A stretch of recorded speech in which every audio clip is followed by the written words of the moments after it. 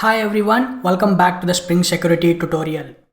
This is the continuation of the previous video. In case if you missed the previous video, the link will be given in the description section of this video. Make sure to watch the previous video before proceeding with this video.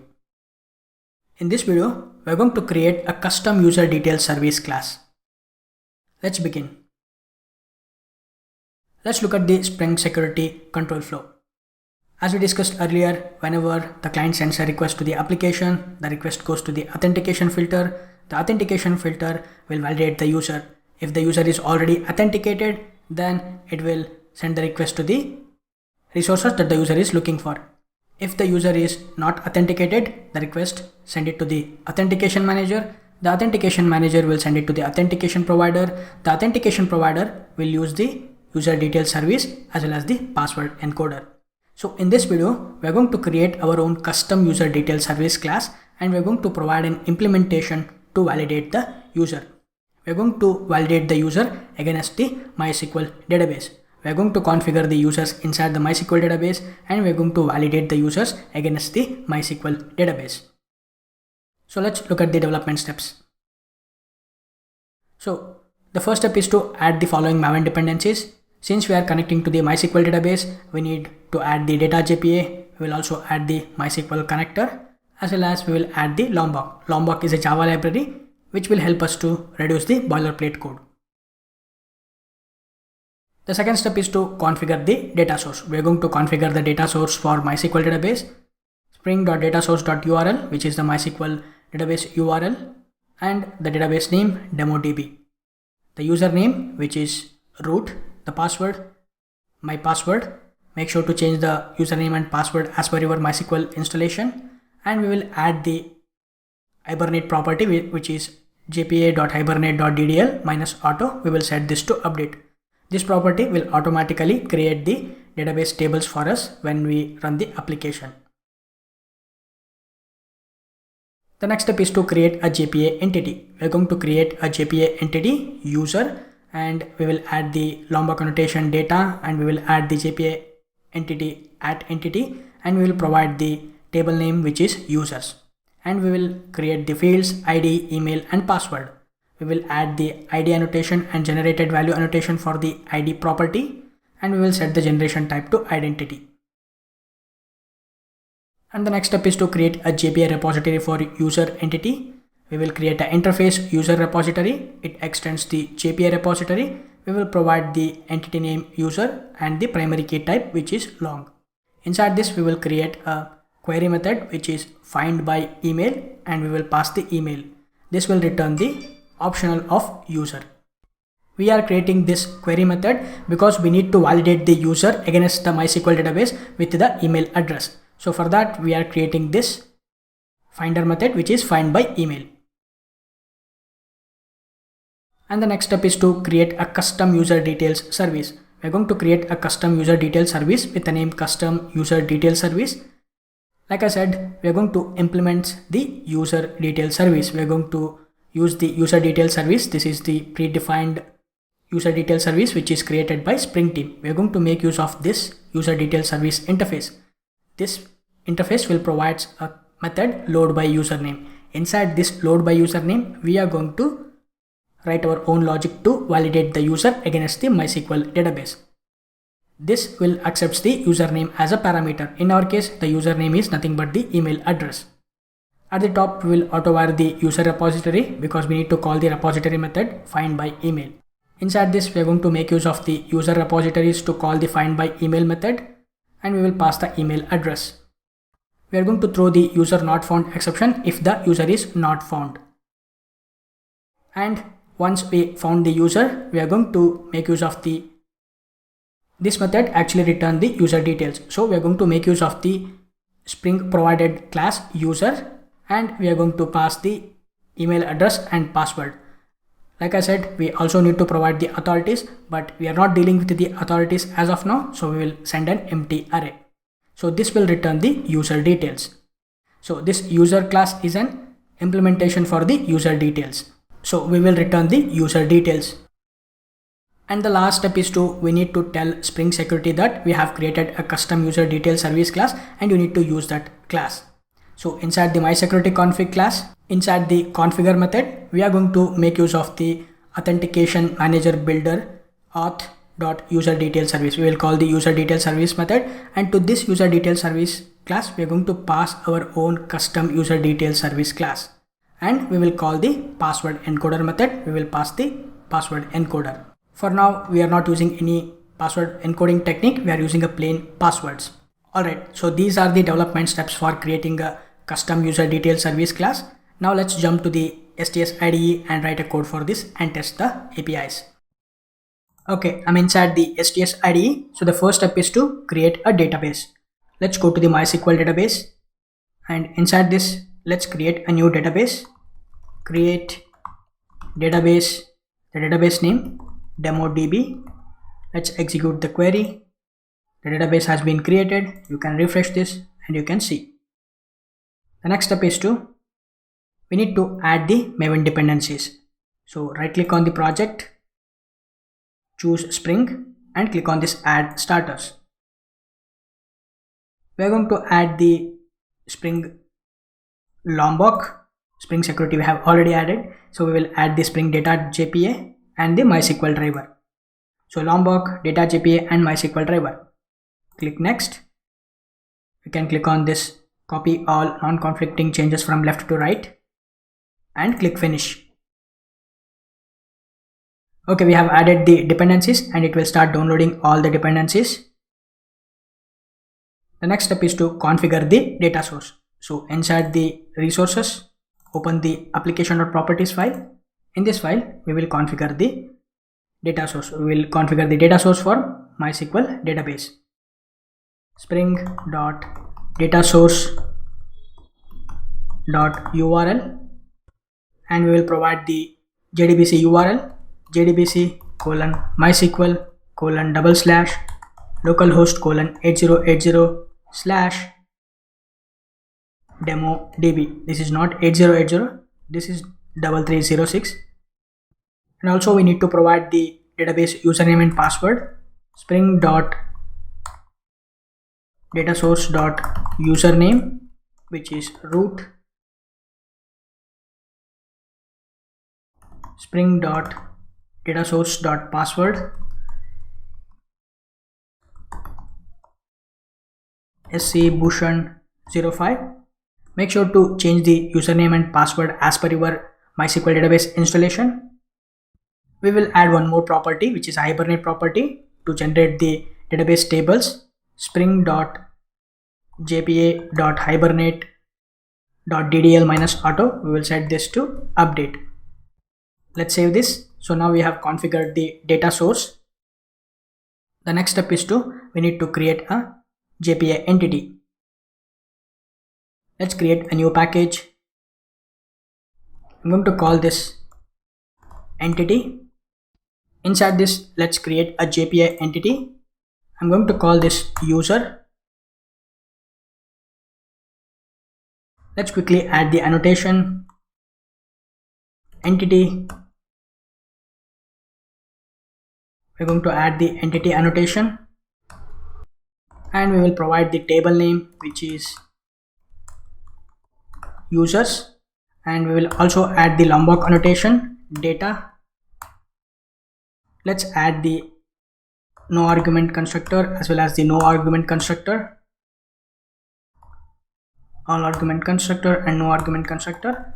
Let's create a fields: private long ID, private string email, private string password. Let's add the ID annotation to the ID property and also add the generated value. Let's set this strategy to generation type dot identity. Let's save the file. The next step is to create a JPA repository for user entity. Let's open the Explorer, create a new package. I'm going to call this repository. Inside the repository, let's create a new interface. I'm going to call this user repository. This will extend the JPA repository, and click finish.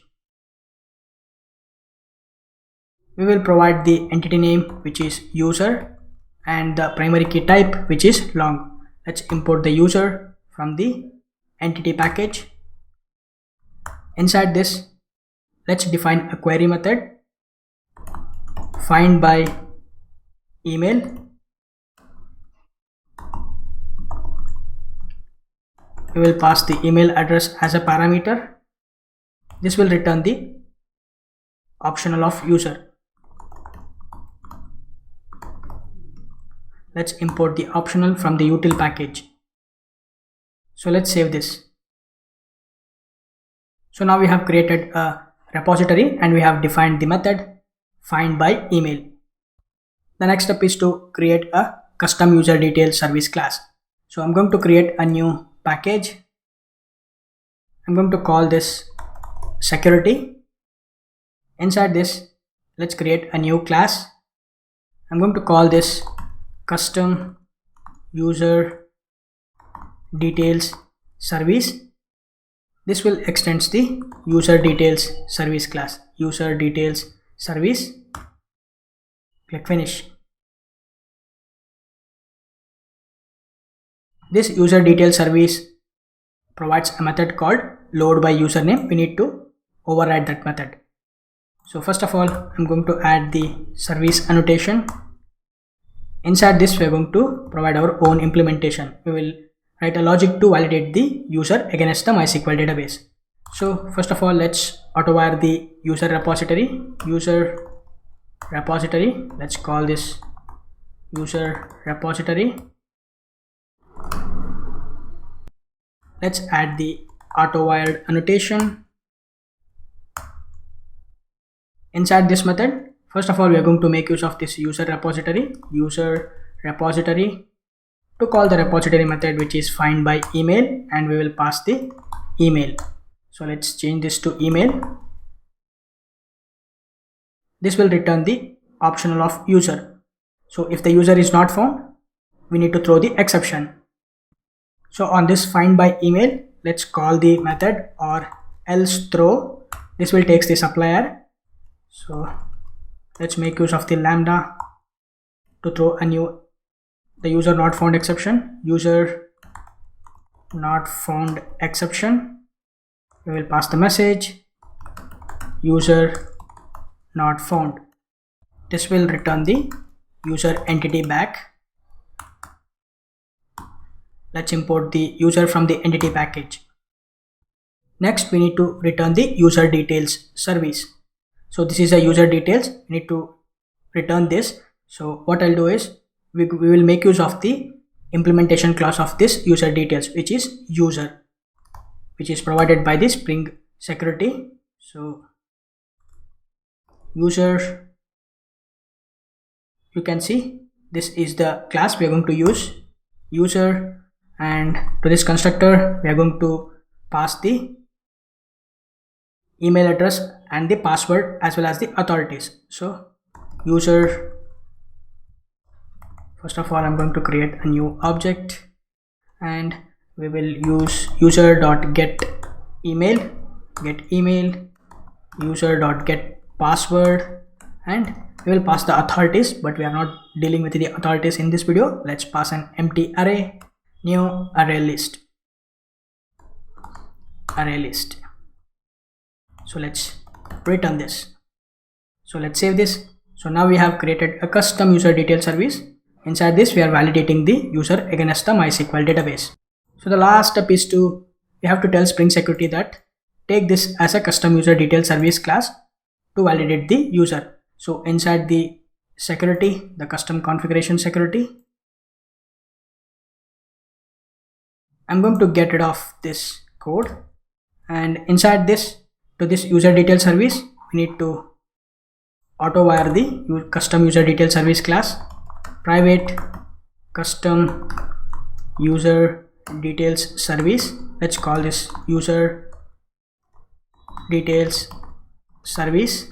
Let's add the auto wired annotation, and to this user detail service method we will pass the custom user details service, and we also need to provide the password encoder. We will call the password encoder which we have defined here. Password encoder, we are telling that we are not using any password encoding technique. Alright, so now we have created the custom user detail service, and we have already tell the Spring Security to use the custom user detail service. So let's save all the files. We will get this exception. No worries, let's stop the server and restart the application.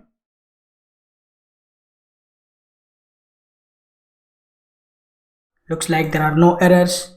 Alright, so first of all, we need to add few details to the database record. So right now the database records are empty. Let's go to the database and refresh this. If you go to the DB, we have this users table, and inside this let's add a few records. One email address, let's add tom@gmail.com, password tom@123. Let's click on this apply, click apply.